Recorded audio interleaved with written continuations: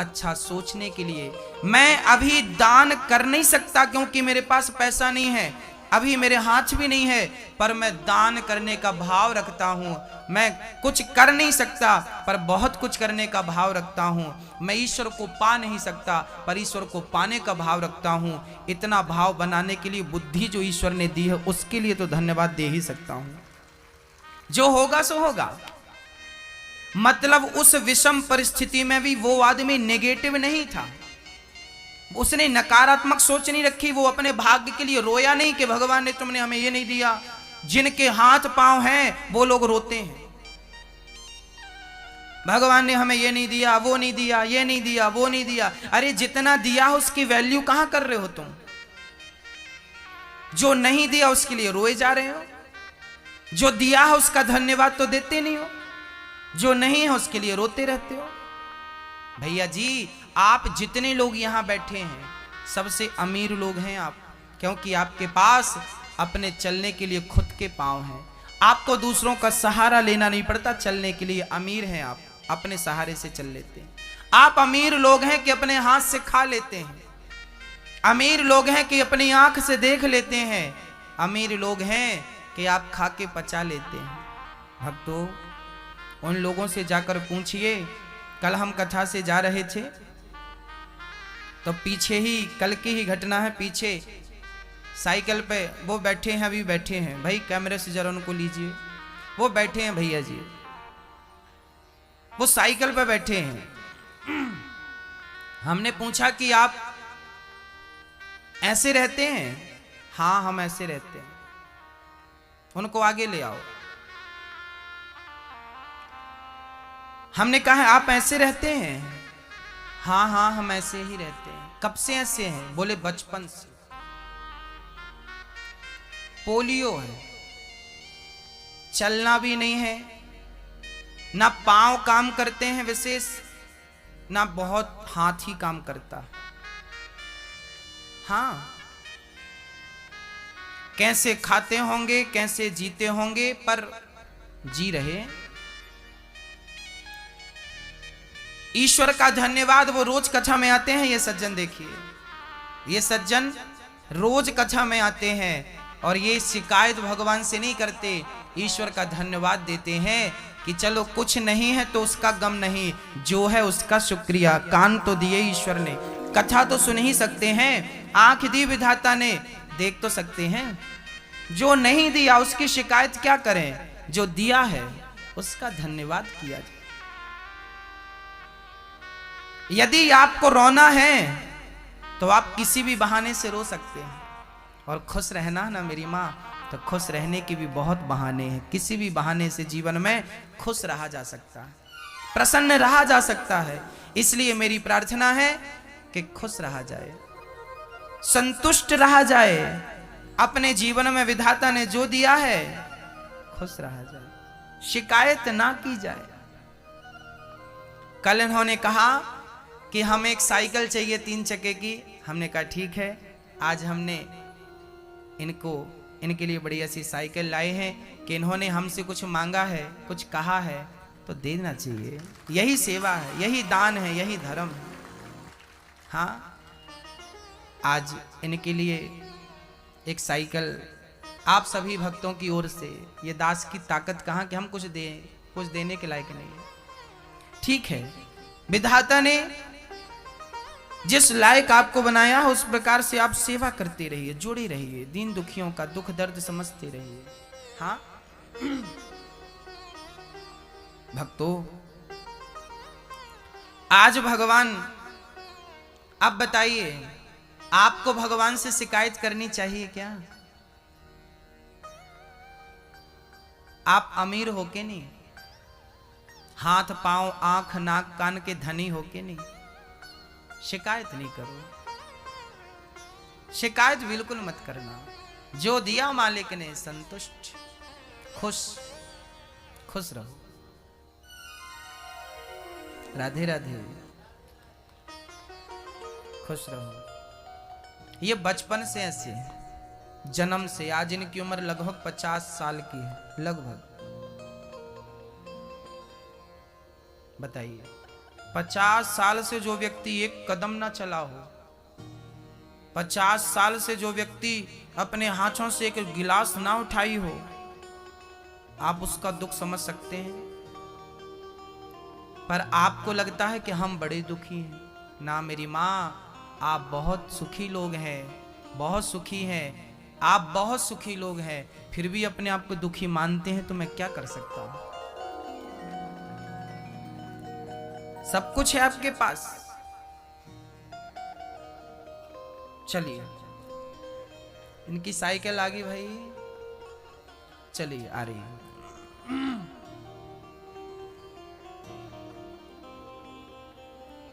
भक्तों, दोहंतो भी ययोः काश्चित् दोहम हित्वा समुत्सुकाः। सारी गोपियां अपना काम धाम छोड़कर, मेरी मां, ये मानव का शरीर किसी काम के लिए नहीं मिला, किसी इच्छा की पूर्ति के लिए नहीं मिला। इस मानव के तन से कन्हैया को नहीं पाया ना मेरी माँ, तो ये मानव का तन पाना ही व्यर्थ चला गया। सब कुछ पाया इस शरीर से, धन पाई, दौलत पाया, पद पाई, प्रतिष्ठा पाई, नाम शोहरत सब पाया, पर कन्हैया को नहीं पाया इस तन से। तो क्या पाया? क्या कुत्ता राम राम कर सकता है? क्या कुत्ता कथा सुन सकता है? कथा सुनने का अवसर केवल मनुष्यों को मिला है, कीर्तन करने का अवसर केवल मनुष्यों को मिला है, पुण्य धर्म करने का अवसर केवल मनुष्यों को मिला है। और मनुष्य होकर के भी अच्छे कर्म तुमने नहीं किए, तो ये मानव का तन पाना व्यर्थ चला गया कि नहीं? केवल भोग ही भोगते रहे, पेट भर खाते रहे, सोते रहे, ये करने आए हो? मैं कथा में कई बार कह चुका हूं कि सोना तो पक्षी भी जानते हैं, खाना तो पक्षी भी जानते हैं, और बच्चे पैदा करने तो पक्षी भी जानते हैं। ये तीनों काम आप भी करते हैं, कुत्ता बिल्ली भी करते हैं। यही काम करना था तो भगवान कुत्ता बिल्ली ही बना देता ना। तुम्हें मनुष्य क्यों बनाया है? मनुष्य बनाया है किसी उद्देश्य की पूर्ति के लिए, और वो उद्देश्य क्या है? बोले परमात्मा की प्राप्ति ही मानव जीवन का परम उद्देश्य है, परम लक्ष्य है। यदि उस कृष्ण को ना पाया जाए तो क्या?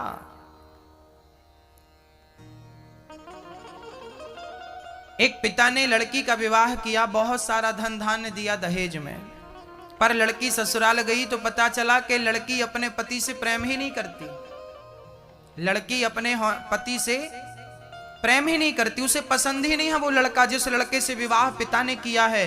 अब बताओ, लड़की के विवाह में करोड़ों का खर्चा पिता ने किया, पर लड़की को अपना होने वो पति पसंद ही नहीं आया, तो क्या इतना सारा विवाह में खर्चा करना क्या सफल हुआ? जवाब दीजिए मैया, सफल हुआ? नहीं ना। पिता ने इतना सारा खर्चा इसलिए किया था ना कि मेरी बिटिया खुशी से अपना जीवन प्रारंभ करे, खुश रहे अपने पति के संग, पर वो पसंद ही नहीं था, तो इतना सारा खर्चा करने से कोई अर्थ नहीं। ऐसे ही आपने इतने सारे पूजा कर लिए, पाठ कर लिए, यज्ञ कर लिए, जप कर लिए, इतना धन कमा लिया, पद कमा लिया, प्रतिष्ठा कर ली, सब कुछ पा लिया, पर परमात्मा से प्रेम नहीं किया तो सब कुछ किया, तो प्रेम नहीं किया तो क्या किया? हालत उसी लड़की की तरह हो गई आपकी कि खर्चा बहुत किया पर प्रेम ही नहीं हुआ। ये मानव कतन मेरी मां जानती हो क्यों मिला है? ये मानव कतन केवल इसलिए मिला है कि तुम येन केन विधि से तुम भगवान से प्रेम कर लो। किससे प्रेम कर लो? केवल भगवान के चरणों से प्रेम कर लो। बस यदि उनके चरणों में प्रेम हो गया, प्रीति हो गई, तो ये मानव जन्म सफल। और तुमने बेटे से, बेटी से, पत्नी से, पति से, दौलत से ही प्रेम किया तो व्यर्थ चला गया तुम्हारा जीवन। अरे पत्नी से तो सब, पति से तो, बच्चों से तो सब प्रेम कर रहे हैं। कुत्ता बिल्ली भी अपने बच्चों से प्रेम करते हैं। बताओ, आप जितना प्रेम अपने बच्चों से करती हो ना, बंदरिया भी इतना प्रेम करती है अपने बच्चे से। वो भी छाती से चिपकाए घूमती है अपने बच्चे को, हाँ या ना? अरे भाई, बच्चों से प्रेम करना तो पशु पक्षी भी जानते हैं, बच्चों का पेट भरना तो पशु पक्षी भी जानते हैं। चिड़िया तो दाना लेके आती है और अपने बच्चे की चोंच में मुंह खोल के डालती है, देखा कभी आपने? चिड़िया भी, पक्षी भी, मछली भी अपने बच्चों से प्रेम करना जानते हैं, पर वो लोग अभागे हैं, वो कृष्ण से प्रेम करना नहीं जानते। मेरी माँ, आप भाग्यशाली हो, आप कृष्ण से प्रेम करना जानती हो। और यदि आपने कृष्ण से प्रेम नहीं किया तो इन सब से प्रेम करने से क्या मिलेगा? सब तो कर रहे हैं। इंदौर में कौन है जो अपने बच्चों से प्रेम नहीं कर रहा? सब कर रहे हैं, पर महान वो नहीं है जो अपनों से प्रेम करें। मेरे तो गिरधर गोपाल, उन अपनों में श्री कृष्ण को भी शामिल कर लो ना। आपके अपनों में मैं ये नहीं कहता कि प्रेम ना करो, करो, पर उन अपनों में इनको भी शामिल करो। ये तुम्हारे हैं। मेरी बात आपको अभी समझ में नहीं आएगी, पर एक दौर पे मेरी बात आपको सच लगेगी कि इस संसार में ना तो बेटी, ना तो बेटा, ना तो पत्नी, ना तो पति, आखिरी वक्त में मुसीबत के टाइम पे केवल कन्हैया एक ही याद आता है भक्तों। हाँ, और कोई नहीं आएगा। सारे लोग अपने अपने सुख के साथी हैं।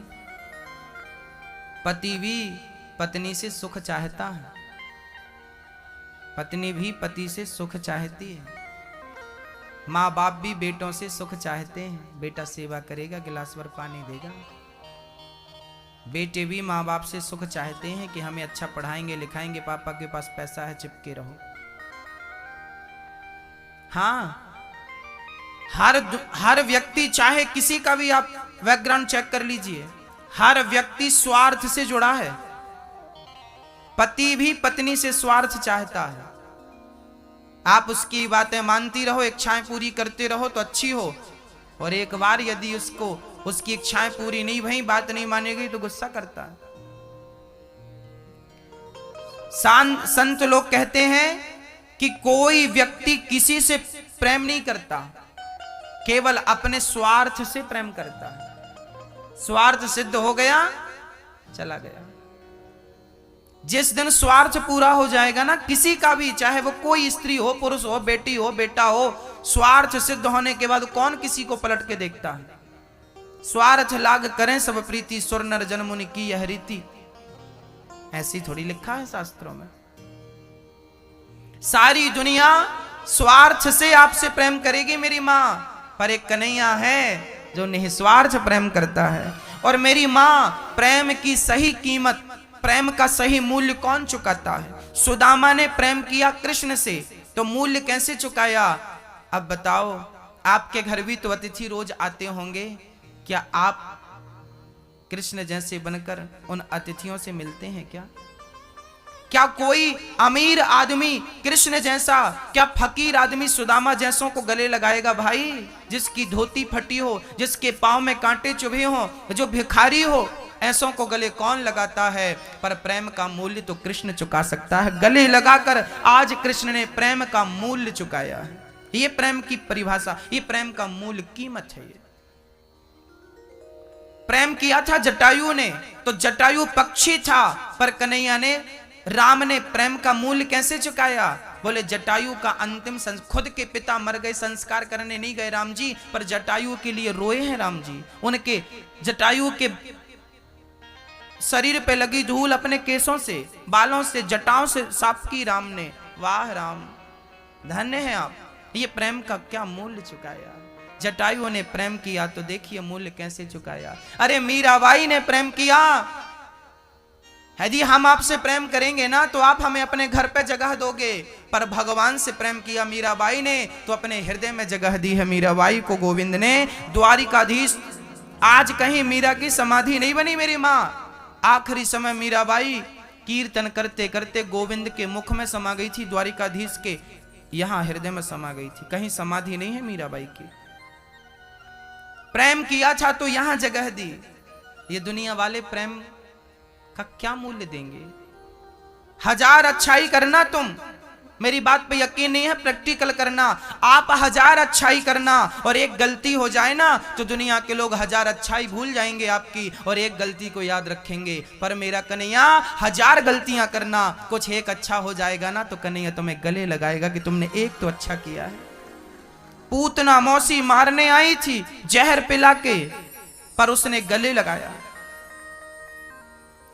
गले लगाया, कन्हैया को छाती से लगाया मां बनकर, तो भगवान ने उस बल पर तार दिया। हमारी हजार अच्छाइयां एक तरफ, आप अच्छाइयां करते हैं ना सबके संग अच्छा करते हैं, जिनके संग अच्छा करेंगे ना वही लोग ताकते रहेंगे कि आपकी गलती कहां हो और हम कहां आपको बोलें। वो बोलने का मौका ढूंढते रहेंगे, पर कन्हैया है कि आपकी गलतियों पर कोई ध्यान नहीं है। वो तो चाहता है कि एक अच्छाई मिल जाए आपकी तो भवसागर से आपको पार लगा दें, अपने पास बुला लें। अरे उसे तारने के लिए कम से कम एक तो अच्छाई कर लेना, उस अच्छाई के बल पे वो तुम्हें भवसागर से पार तो लगा सके। एक मौका तो देना उसे तुम्हें तारने का, कुछ तो अच्छा कर लेना जीवन में। और वो अच्छा क्या है? बोले उस कन्हैया से प्रेम कर लेना, यही सबसे अच्छाई है भक्तों। इससे अच्छा मुझे लगता कुछ नहीं। कन्हैया से प्रेम ही मानव तन की, मानव जीवन की सफलता है। मिल ही न रघुपति बिनु अनुरागा, किए जोग जप ज्ञान विराग। केवल प्रेम, राम ही केवल प्रेम प्यारा। भगवान को प्रेम किया जाए, केवल प्रेम, केवल प्रेम, केवल प्रेम, केवल प्रेम, कुछ नहीं। हाँ भक्तों, सारी गोपियां प्रेमी थीं, जब आई भगवान ने सबको हृदय से लगाया। सारी गोपियां आनंदित हो गईं, गदगद हो गईं। भगवान किसी के कंधे पे हाथ रख रहे हैं, किसी के गले लग रहे हैं, किसी को पुचकार रहे हैं, किसी को प्यार कर रहे हैं, किसी के माथे को चूम रहे हैं, किसी को गोद पर बिठा के उसकी चोटी करने लगे, तो किसी की कंघी करने लगे, तो किसी को प्यार से भगवान उसके बालों में फूल लगाने लगे। इस प्रकार भगवान अपने गोपियों को, जैसे माँ अपने बेटे को श्रृंगार करती है, जैसे माँ अपने बिटिया का श्रृंगार करती है, ऐसे भगवान अपने भक्त का श्रृंगार करने लगे, श्रृंगार करने लगे और भक्त की कामना पूरी करने लगे, अभिलाषा। कहते हैं ना कि भगवान भक्त की हर इच्छा पूरी करता है, हाँ या ना? करता है। यदि मेरी इच्छा हो गई कि मैं कन्हैया के गले लगूं, तो क्या इच्छा पूरी करेगा कि नहीं? हाँ या ना? बोलो, करेगा ना? तो गोपियों की इच्छा थी, वो चाहती थी कि कभी हम इनके गले लगेंगे क्या, तो आज लगा के गले उनकी इच्छाएं पूरी कर रहा है। अब आपको लग रहा होगा कि कन्हैया पुरुष हैं और ये स्त्रियों के संग ना गले लग रहे हैं, देखने वाले को तो गलत लगेगा, परंतु वो भगवान है। मैं गोपियों के बारे में कह चुका शुरू में, प्रारंभ में, कि गोपियां अपने आप को भूल चुकी थी मैं कौन हूं। फिर दोहरा देता हूं, स्त्री भूल जाए कि मैं कौन हूं और पुरुष भूल जाए कि मैं कौन हूं। जब स्त्री स्त्रीत्व को भूल जाए, पुरुष पुरुषत्व को भूल जाए, उस स्थिति को गोपी कहते हैं। ये वो गोपियां थी, ये भूली हुई, जैसे मिश्री पानी में मिलकर एक हो जाती है, ऐसे भक्त भगवान में मिलकर एक हो गया, बस वही तो रास था। आज ठाकुर जी रास गोपियों के संग रचाने लगे। गोपियों से भगवान ने कहा, देवियों ये अच्छा नहीं है, देखो अपने अपने पतियों को छोड़कर तुम आई हो ना, जाओ अपने घर जाओ। गोपियां बोली, श्याम सुंदर, संसार का पति तो एक दिन छूट ही जाएगा, उससे क्या प्रेम करें। हम आपको अपना बनाने आए हैं गिरधर गोपाल, ये तो छूटने वाला है। जो छूटने वाला हो उसे पकड़ने से फायदा क्या, जो कभी ना छूटे उसे पकड़ो तो फायदा है। तो आप तो कभी ना छूटने वाले हैं ना। ऐसे वर को क्या बरें जो जन्मे और मर जाए, बरिए बर गोपाल को मेरो चुन लो अमर कर जाए। मुझे ऐसा पति नहीं बनाना जो आज है कल ना रहे, मुझे तो ऐसा पति बनाना है जो आज भी है और कल भी रहे। ऐसा पति तो केवल एक आप ही है ना। तुम हो एक अगोचर सबके प्राणपति, तुम ही तो हो ना कन्हैया। गोपियों के इस भाव को देखिए। गोपियां ना, अच्छा गोपियों में एक अच्छाई है, गोपियों में अच्छाई यह है मेरी माँ कि गोपियों ने अपने आप को समर्पित कर दिया। क्या किया है? समर्पण यहां ज्यादा है। मैया जी, भैया जी, आपसे मेरी प्रार्थना है कि आप भी अपने आप को भगवान के श्री चरणों में क्या कर दें? समर्पित कर दें। जब तक आप अपने आप को भगवान के चरणों में समर्पित नहीं करेंगे, तब तक ईश्वर आपको अपने गले नहीं लगाएगा। कब तक नहीं लगाएगा? जब तक वो अपने आप को समर्पित नहीं करे। तो भक्तों, मैया जी आप एक काम करना कि आज आप अपने आप को ही, अभी तक हम भगवान को फूल चढ़ाते रहे हैं, अभी तक हम भगवान को नारियल चढ़ाते रहे हैं, अभी तक हम भगवान को पैसे चढ़ाते रहे हैं। आज एक काम करो ना मेरी माँ, आज अपने आप को भगवान के चरणों में चढ़ा दो। प्रभु आज मैं अपने आप को समर्पित कर रहा हूँ, आज मैं अपने आप को सौंप रहा हूँ आपके चरणों में। कह दो ना, मैं तेरा तू मेरा, कह दो। बस इसी दिन का इंतजार है उस कृष्ण को, जब आप कह दें कि कन्हैया मैं तेरा हो गया, अब सौंप दिया इस जीवन का सब भार तुम्हारे हाथों में है, जीत तुम्हारे हाथों में है, हार तुम्हारे हाथों में। कन्हैया मैं कुछ नहीं हूं, बस आप। भक्तों, ये दास अनिरुद्ध, आपको मैं बता दूं कि मैं कभी ये नहीं मानता कि मैं कुछ हूं। हम कभी ये बात नहीं मानते कि हम कुछ कर रहे हैं।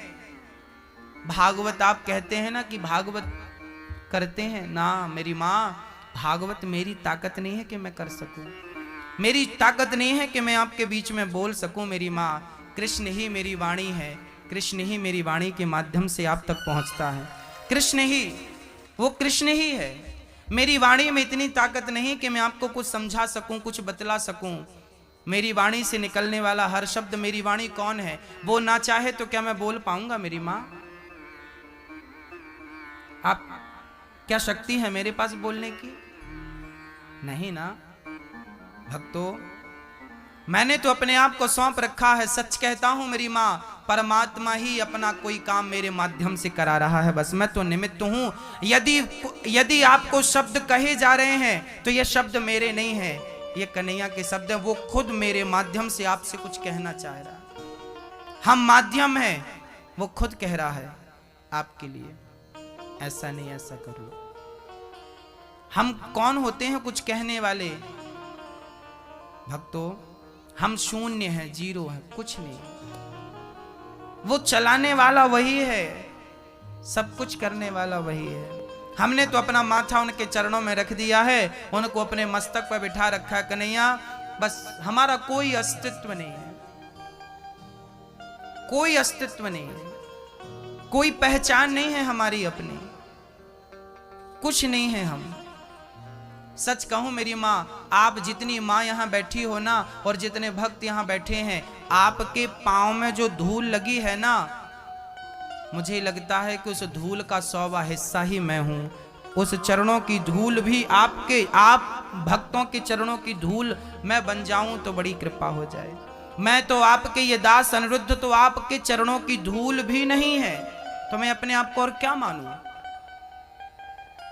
कभी कभी मेरा मन होता है, कभी कभी मतलब हमेशा ही सोचता रहता हूं मैं, कभी कभी ये सोचता हूं कि कथा सुनने जितने भक्त आए, मैं एक बार क्या करूं कि अपना मस्तक देहरी पे रखूं और सारे भक्त मेरे मस्तक पे पांव रख के कथा सुनने आए।